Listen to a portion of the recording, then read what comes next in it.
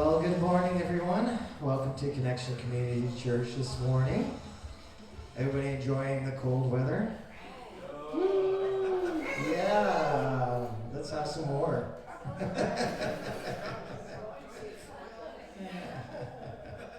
Well, I'm glad it's warm in here, and I'm glad you guys all came. So we'll just get started. Would you like to stand with me? All right.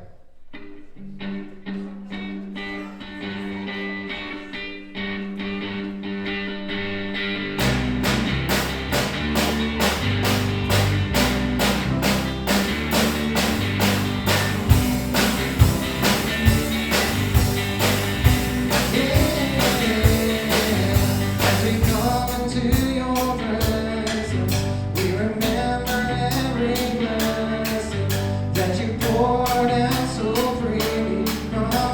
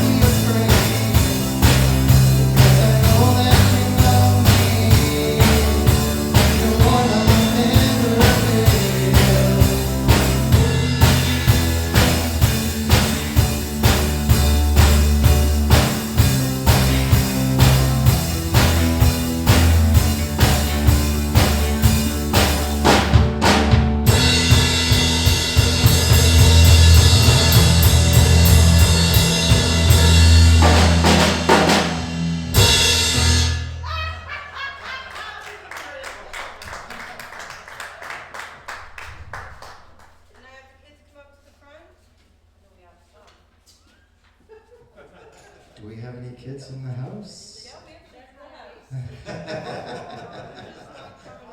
Bunch of adult kids on the stage right now. Oh, yeah. Oh, we'll pray for them anyways.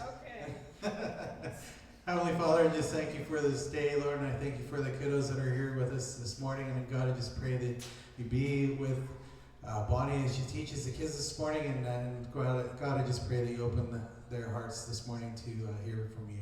And I just pray this all in Jesus' name. Amen.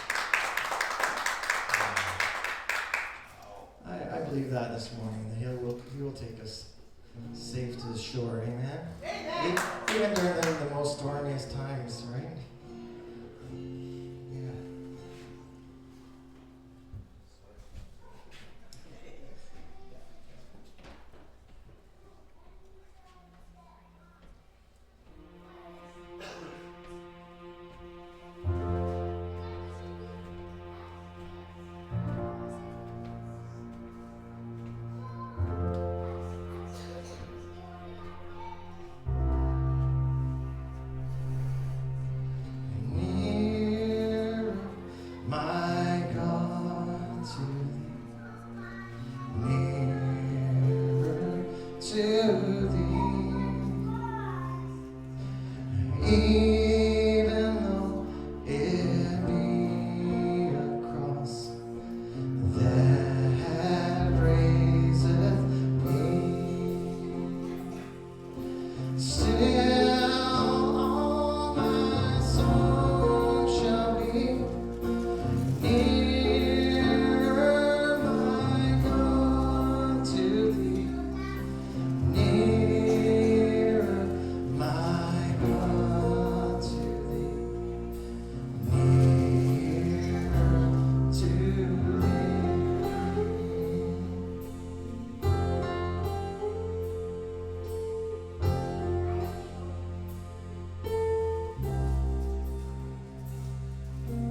Oh, like the wanderer, the sun gone down, darkness be over me, my rest a stone.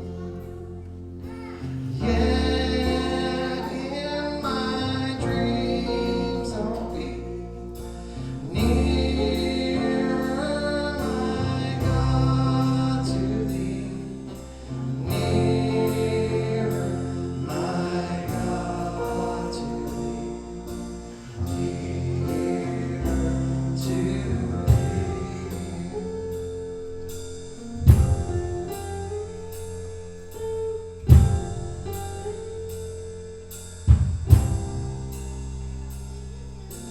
Then with my waking thoughts, rise with thy praise. Out of my stormy griefs, that hath all raised. So my woes be nearer, my God, my God, to thee. Nearer to thee.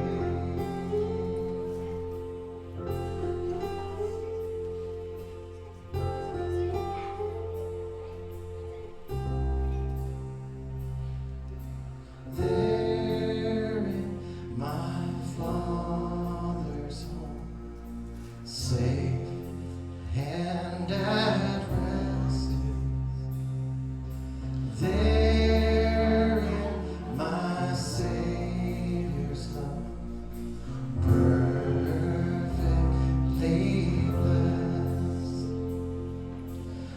Age after age to be nearer, my God, to thee. Nearer, my God, to thee. Nearer to thee.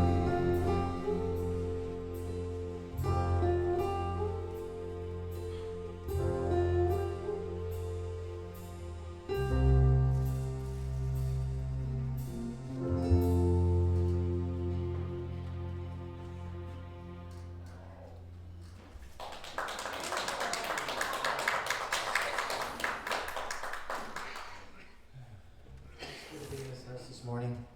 I'm glad you guys came. Let's take a few minutes to just meet and greet with one another, and then we'll come down and meet with you guys too. Okay? All right.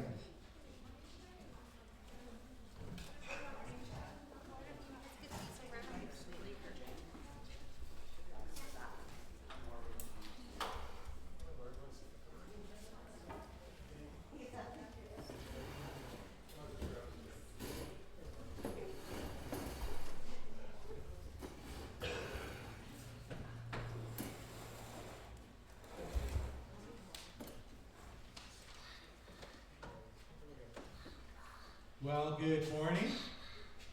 Welcome to Connection Community Church this morning. We have some announcements. some of our kind of regular weekly happenings. We keep announcing every week. Go here. Oh, it's on the other end. Okay, good. That was my sound. So Tuesday night we have our band practice, and our name kind of is, I don't know, it's kind of evolving. I think we're slowly getting a name for our worship team here. I think we might be at like C cubed, something like that. C3, Connection Community Church, right? So that'll be 6 o'clock on Tuesday night. Followed right after by Beatitudes choir practice, which will be at 7. All are welcome to come to either event. For real, you can join in the choir. You can bring an instrument. It's all fun. Thursday morning, 10 a.m. we'll have our preschool play group continuing. So you can bring out your kids who aren't in school yet, or who are maybe off for the day from school. They can come up. It's all good. And then this Friday, we're having our January edition of our movie night, where that wall over there is a big screen, and we'll be showing the movie Home. So come on out, 7 o'clock. There will be door prizes. Huh? It's a good movie. Yeah,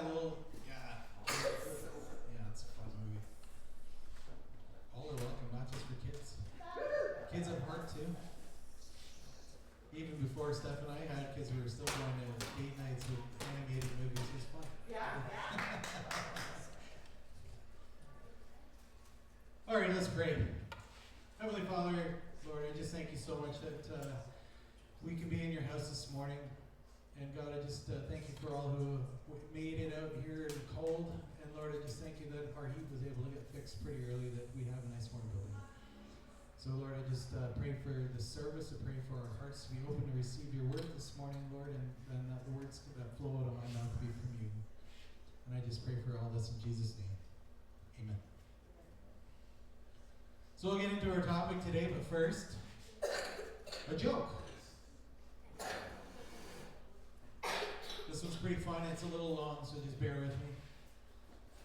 But if Noah had lived in the United States, or possibly in Canada, but it just would have been different organizational names, within the last 10 years, the story may have gone something like this.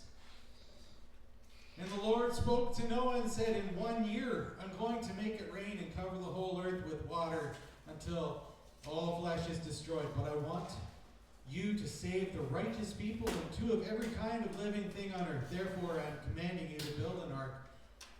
In fear and trembling, Noah took the plans and agreed to build the ark. Remember, said the Lord, you must complete the ark and bring everything aboard in 1 year. Exactly 1 year later, fierce storms, clouds covered the earth, and all the seas of the earth went into tumult. The Lord saw that Noah was sitting in his front yard weeping. Noah, he shouted, where is the ark?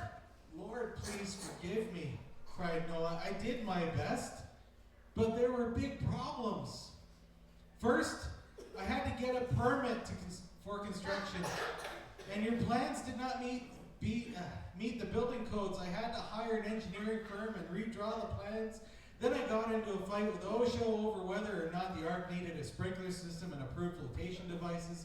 Then my neighbor objected, claiming I was violating zoning ordinances by building the ark in my front yard. So I had to get a variance from the City Planning Commission. Then I had problems getting enough wood for the ark because there was a ban on cutting trees to protect the spotted owl.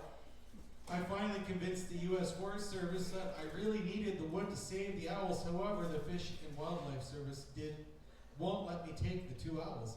The carpenters formed a union and went on strike. I had to negotiate a settlement with the National Labor Relations Board before anyone would pick up a saw or hammer. Now I have 16 carpenters on the ark, but still no owls. When I started rounding up the other animals, an animal rights group sued me. They objected to me taking only 2 of each kind aboard. This suit is pending. Meanwhile, the EPA notified me that I could not complete the ark without filing an environmental impact statement on your proposed flood. They didn't take very kindly to the idea that they had no jurisdiction over the conduct of the creator of the universe. Then, the Army Corps of Engineers demanded a map of the proposed floodplain. I sent them a globe. Right now, I am trying to resolve a complaint filed with the Equal Employment Opportunity Commission that I am practicing discrimination by not taking atheist support. The IRS has seized my assets, claiming that I'm building the ark in preparation to flee the country to avoid paying taxes. I just got notice from the state that I owe them some kind of user tax and failed to register the ark as a recreational watercraft. And finally, the ACLU got the courts to issue an injunction against further construction of the ark, saying that since God is flooding the earth, it's a religious event and therefore unconstitutional. I really don't think I can finish the ark for another 5 or 6 years. And Noah waited. The sky began to clear, the sun began to shine, and the seas began to calm.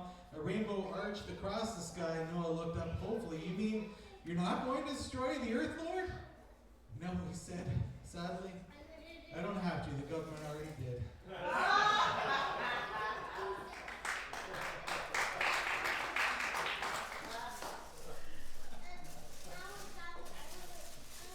know, that was a long reading, but just worth it. For those following along in their Bibles today, our passage is going to be Genesis chapter 6, verses 17 to 22. So we're diving into part of the story of Noah. No pun there, though, right? Diving in a flood. Maybe a little. There have been actually quite a few animated movies that have come out in recent years, often depicting animals that probably never existed, even maybe making jokes about missing the boat and how they're trying to survive. Sometimes I'm really not sure how to take these kinds of movies, but there's some good stuff that comes from them as well. Even though a lot of what those kinds of movies depict is certainly nothing close to Bible-based, it does tend to raise questions from those that don't believe.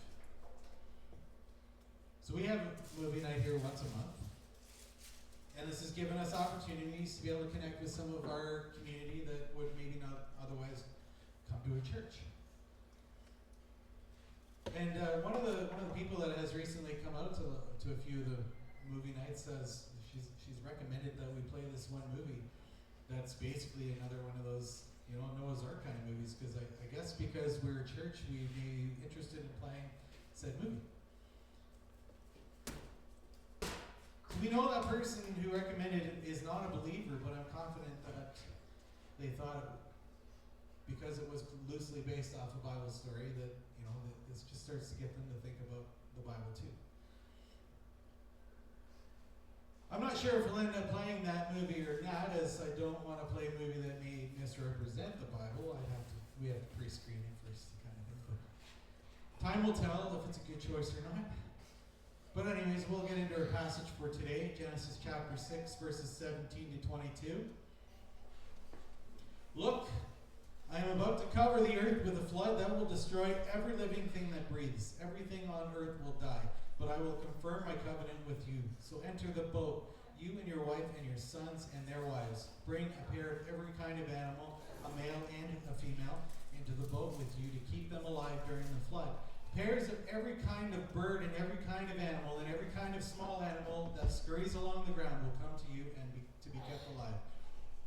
And be sure to take on board enough food for your family and for all the animals. So Noah did everything exactly as God had commanded him. So point number 1 today is God's grace is shown to Noah. Verse 18, but I will confirm my covenant with you, so enter the boat, you and your wife and your sons and their wives. In the days of Noah, God had found that the world was very corrupt, and according to the way that Genesis was written, God was sorry that he had even created us as humans. Last week we talked about in the beginning, and after humans were born, were made, he said it was very good. And I don't know how much time elapsed from Adam and Eve being created to Noah's story, but all of a sudden he was sorry that he had created humans. We were just so corrupt. Sin entered the world as soon as Eve ate the fruit from the tree of knowledge of good and evil. And from that moment on, the human mind could be corrupted. It was a very evil time. Angels had even become corrupt, taking human women to be their wives and creating children that shouldn't have existed, possibly. This really goes to show the extent that we are given our free will. That even the angels had the choice to follow God or not. It almost seems like general chaos what was happening during the time of Noah. Jesus actually gives us some hints as to what our world will be like when he returns. We see that in Matthew 24:37. When the Son of Man returns, it will be like it was in Noah's day. Jesus does go on to tell us that his return will be like taking the world by surprise, like the flood took the people of Noah, or the people during Noah's time by surprise. That we don't know when to expect it. But I think the statement says more than that. I think Jesus is letting us know that the world will continue to sway towards evil until it is similar to the way that it was when Noah was here before the flood. In the days of Noah, good was bad and bad was good. The world was so corrupt that basically no one knew God except for Noah. We don't have any idea how populated the earth was prior to the flood. All we know is that everyone died outside of Noah and his family. Because Noah walked with God, he was in constant fellowship with God, that God made this covenant with Noah to save him and his family. Actually, as the Bible says, Noah was the only person written as blameless at the time. And we can see that in Genesis chapter 6, verse 9. That this is the account of Noah and his family. Noah was a righteous man, the only blameless person living on earth at the time, and he walked in close fellowship with God. So we don't even know if Noah's wife, his sons, or his sons' wives were believers, or if they even had any relationship with God. All we know is that Noah did, and that his family was saved by grace because of Noah's faith. I think this should give us some hope. I'm sure that we all have family and friends, loved ones that we're praying for that don't know Jesus yet. And while I'm not saying that we can pray our family into heaven, we can continue to just pray for them that they will have their hearts softened to be able to receive the good news of Jesus.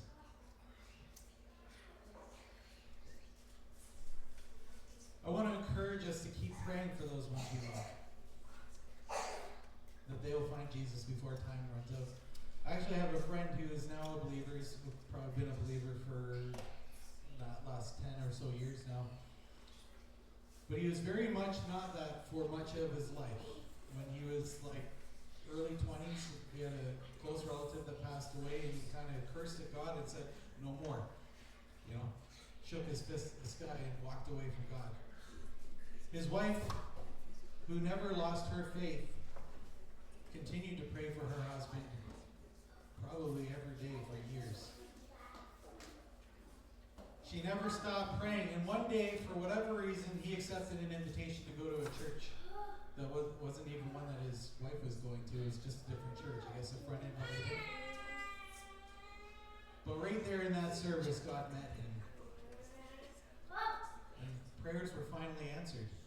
And he never stopped believing from that point on. Sometimes it may take some time for our prayers to be answered. But we can be sure that our prayers are always heard, even if we don't see that answer right away.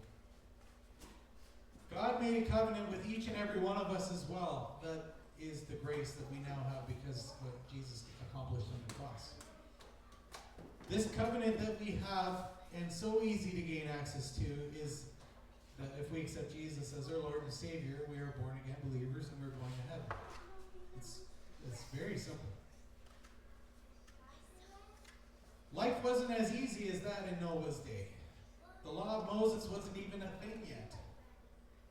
This was hundreds of years, maybe thousands of years before Moses was even born. Basically, people did whatever they felt was right in their own eyes. did whatever they felt was best for themselves. It was a very lawless society. Somehow Noah was blessed to get to know who God was, and he was smart enough to stay in fellowship with him. He allowed God to input into his life or give him direction, and that leads us to our next point, that God gives direction. Verse 19, bring a pair of every kind of animal, a male and female, into the boat with you to keep them alive during the flood. This wasn't the only verse in this story that God is giving Noah instructions or direction. Only a couple verses before our passage today, God actually laid out the plans for how to build the ark. And that's Genesis 6, verses 14 to 16. Build a large boat from cypress wood and waterproof it with tar, inside and out. Then construct decks and stalls throughout its interior. Make the boat 450 feet long, 75 feet wide, and 45 feet high. Leave an 18-inch opening below the roof all the way around the boat. Put the door on the side and build 3 decks inside the boat, lower, middle, and upper. Have you ever tried to put a piece of furniture together that you maybe purchased at like IKEA or ISK? I can tell you in more recent years, the furniture I've put together has come from Amazon, which is pretty close to kind of ISK.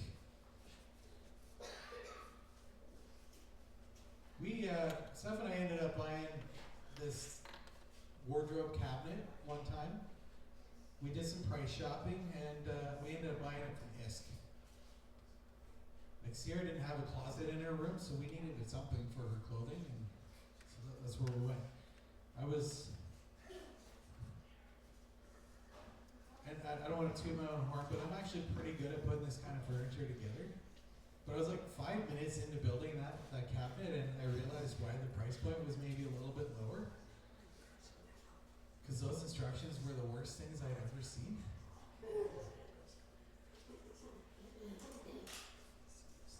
I decided in that moment that I would never buy another piece of furniture from ISK. And I can tell you that I haven't wavered from that. But I've also, put lots of stuff together from IKEA, and IKEA's instructions are actually pretty good. I know a lot of people tend to complain about those, but those are very good instructions compared to ISK and maybe some of the Amazon furniture you pick up. But I imagine that God gave Noah some really good instructions, probably substantially better than any furniture maker could even possibly hope to include with their products. It's actually hard to imagine how big the ark truly would have been. Like, seriously, can you even picture just by reading the dimensions, like how big that is? So to put it in perspective, what the dimensions represent, the length of the ark is approximately the length of 1.5 football fields. With the width close to that of a the height close to a 5-story apartment building. And then the width is like a third of a football field. Well, my picture got put up earlier. But I found that we don't even have to use our imaginations after all. There's actually a group of people in Kentucky that decided to rebuild the ark according to the instructions in the Bible, the dimensions.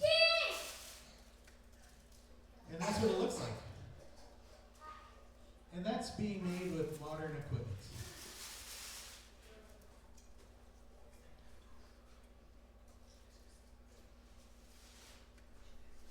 This is actually an attraction you can go down to Kentucky and visit.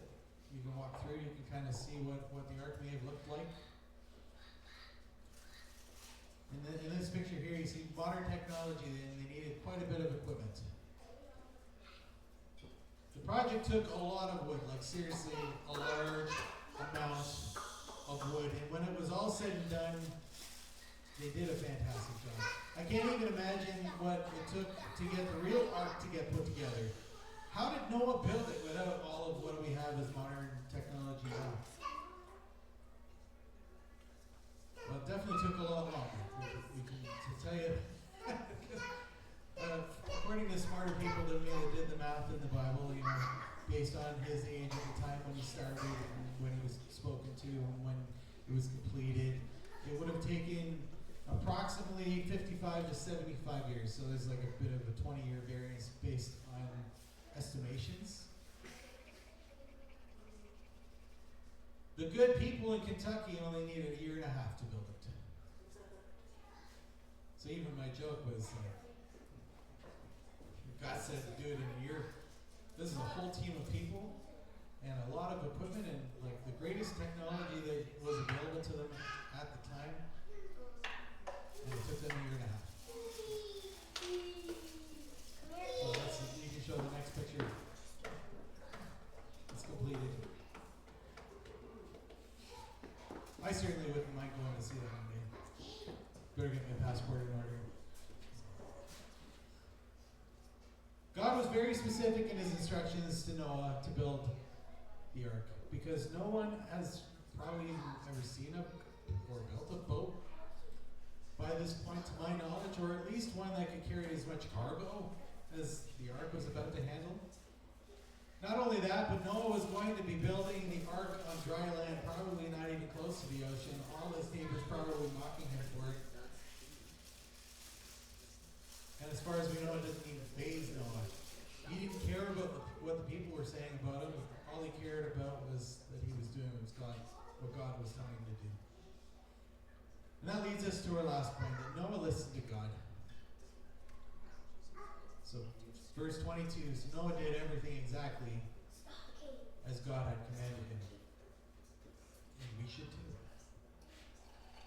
So Noah took the blueprints that God gave him and built the ark. And when it was finished, God gave him the next instruction. Time to load the animals and load all the food that they would need to survive the trip.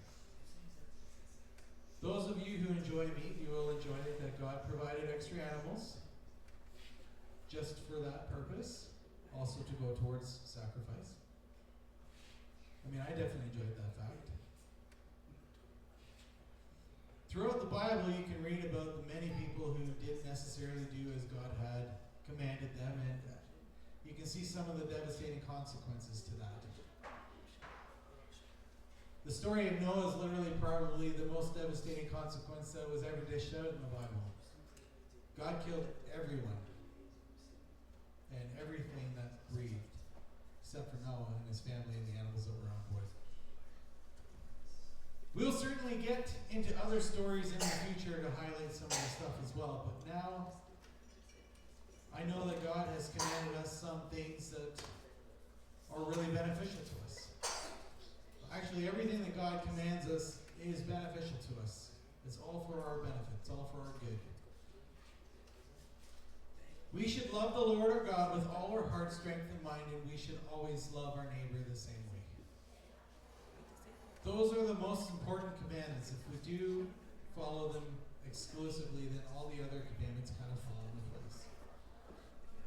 Because if we love God that way, we won't idolize anything over God. He gets our love first, and the things won't matter. If we love our neighbor the same way, we won't kill, we won't steal, we won't adulterize, or anything else that would harm our neighbors. God will also give us personal instructions. He will communicate with us directly. The challenge that we can come across most times is that we aren't taking the time to listen to these instructions. Sometimes, when we're wanting to hear from God, we aren't making the effort to actually hear from God. God can speak to us in many ways. I have heard God personally a few different ways. Ones that come to mind, one of them is I have felt him press words into my spirit. I don't know, it's very difficult to explain it unless you probably have experienced it. It wasn't an audible voice, but more of a feeling. But that feeling really spoke to me. Probably the best way I've ever heard from God is through reading His Word, the Bible.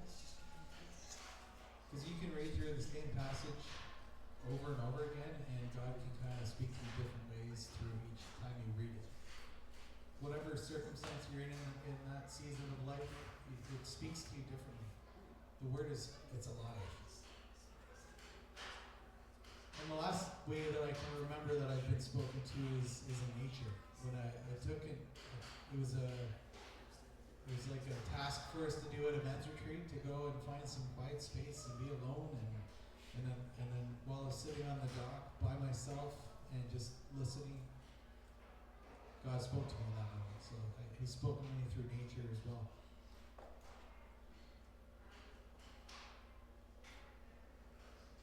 I've been personally encouraged by many pastors and leaders over the years to be still with God, and I hope to be able to implement that into my own routine still. I'm still trying to figure out my schedule. It's kind of chaos still. So that encouragement I have received, I want to extend to you as well. Try to find some time in your schedule to be intentional, to be still, and listen for God's still, small voice. He wants to speak with you, and all we have, and we all have the opportunity to do, as God is asking of us, if we take the time to hear from Him. So as we're coming to a close today, I'm sure we all know how the story ends. We know that God had made a covenant to never destroy the earth the same way again. In Genesis 9:17, then God said to Noah, yes, this rainbow is a sign of the covenant I am confirming with all the creatures on earth. The enemy has seen fit to alter what the rainbow means over the years, even adding more color to it than how God created it. But the rainbow is a reminder of God's covenant with us, something that we may be able to see any time it rains. I've heard theories that it didn't even rain before the flood. There's nothing in the Bible that really can confirm that. However, I think it could be a valid point, because when Adam and Eve were kicked out of the garden, God said as part of the punishment that man will struggle to scratch a living from the earth.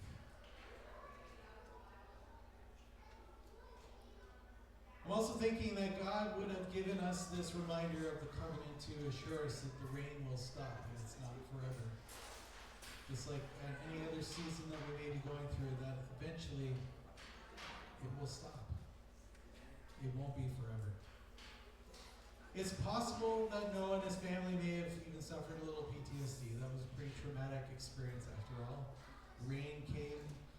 Everybody that they knew had passed away outside of their own family that was on the boat.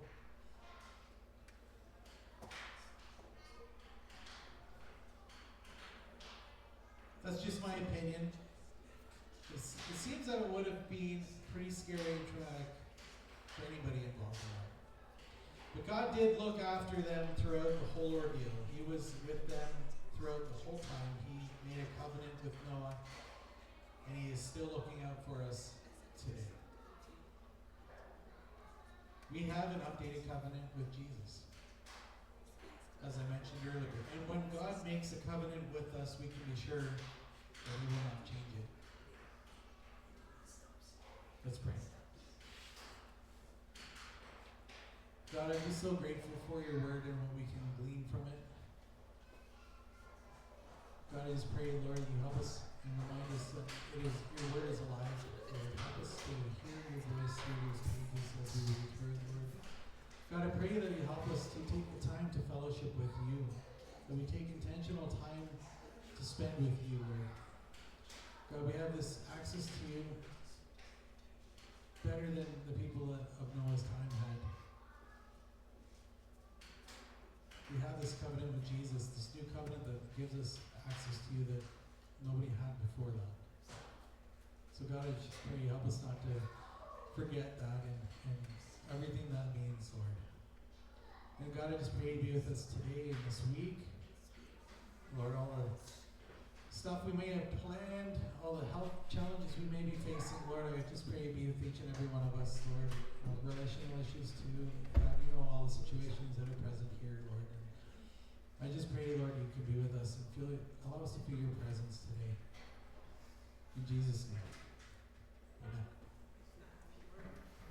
So please stick around for what will be the most incredible chocolate chip cookies you'll ever have. Well, we changed it up, but Steph fresh baked those. Grab a hot beverage and let's fellowship.